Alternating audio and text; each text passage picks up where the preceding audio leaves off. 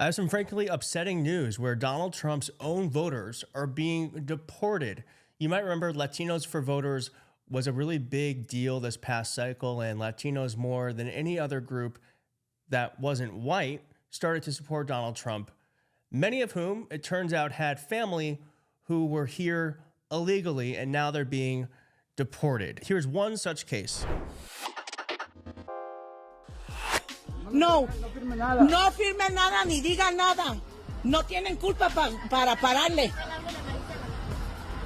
That's fucking. You should be ashamed of yourselves. You guys probably have family from Mexico. You guys should be ashamed. You guys look fucking nopal as fuck. How dare you guys? You guys are sad, damn. This shit's sad. It's making me cry because I can't believe this shit's happening in my own fucking neighborhood. That's fucked up. She's heading to work and they're taking her, and she has family over here.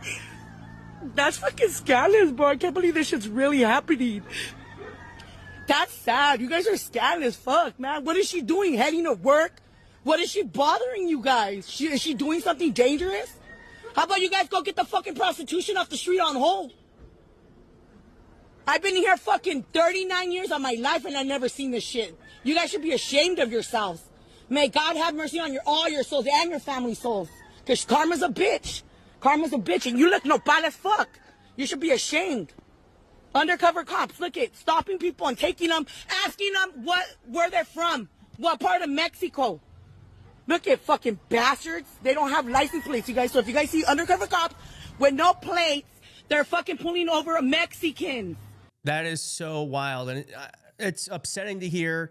But here's what I don't really understand about this is Donald Trump said he was going to get rid of the criminals and the drug dealers and the rapists and the murderers. That is a woman who is going to work. That is mainly how they're finding people. They're finding people who are going to work.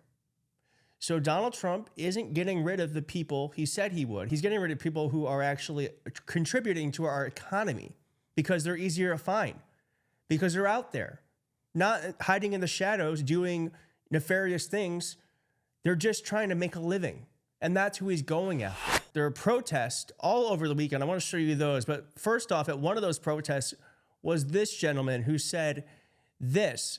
On a recent windy, cold afternoon in this border city, dozens of people gathered at a park for an immigrant rights demonstration to announce the Trump administration's immigration policies. Some held signs reading, "Immigrants make America great," but you're not going to believe who's actually at this protest. Alan, a local police officer, and his wife came and held a Mexican flag. He said he joined the demonstration because he worries about his father, an undocumented immigrant who works at a farm in southern New Mexico. Alan said he voted for Donald Trump because of worries about the economy and because he believes Trump is pro-police and would combat the public's negative perception of law enforcement. He said he believed Trump's promises to make everyday items affordable for middle-class families. How is that working out as we're in a trade war?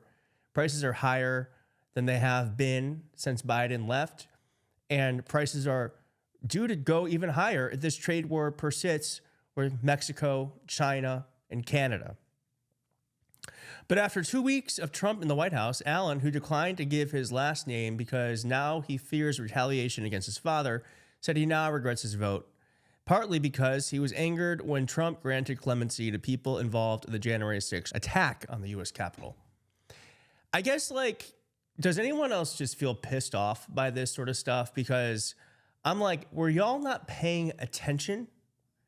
He said what he said. He said, I'm going to be deporting people from the country, the largest deportation in American history. And he also said that he wanted to grant clemency and pardons to the January 6th terrorists. That's what he said. Did no one think he was going to do what he said? I did so many videos on this where Donald Trump in his first term actually did exactly what he said he was going to do. And I said, everything he's saying he's going to do in this second campaign, he will try to get done. And he's been doing it very swiftly. Let's do a palate cleanser and let's watch the rally, because it's actually nice to see people out there using their First Amendment rights to protest.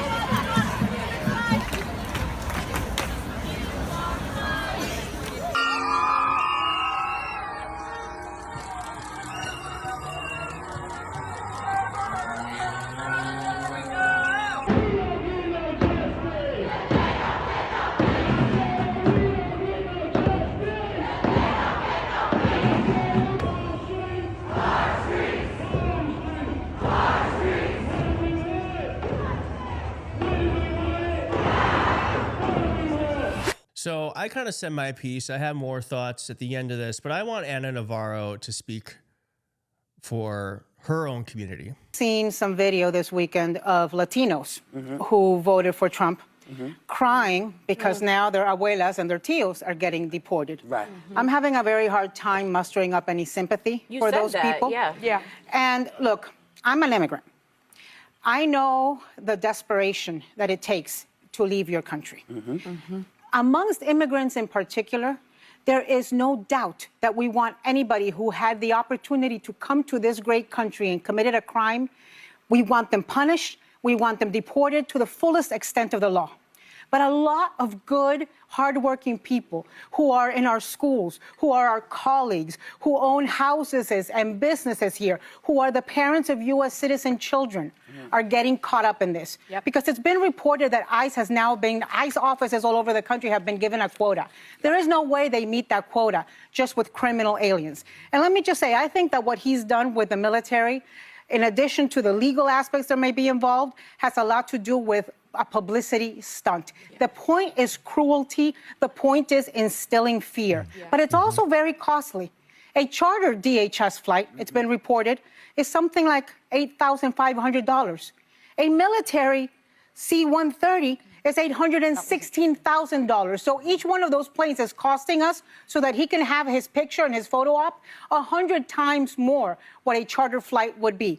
And I have been saying for 2 months that people need to get prepared, because he said this was coming and he's living up to that. Yes. Exactly. And I'm going to say right now, this is not helping his approval rating, because it says here that Donald Trump is now one of the most unpopular presidents to start a presidential term per a new Gallup poll, with a disapproval rating of 48%. He sits second to last, right behind his first term. So not good for Trump. He's really unpopular. Doing his policies is not helping him out. My thought about all this is that these people, it's going to be hard, but these people who see Donald Trump and what he's doing and how it's not helping them and how it's hurting them, we have to bring them into the Democratic fold. We have to. We can't be like, I told you so. We have to say, I'm sorry this is happening. I thought this would happen. I'm glad you see that it's bad now. Let's do what we can to change it. We can't be pointing fingers.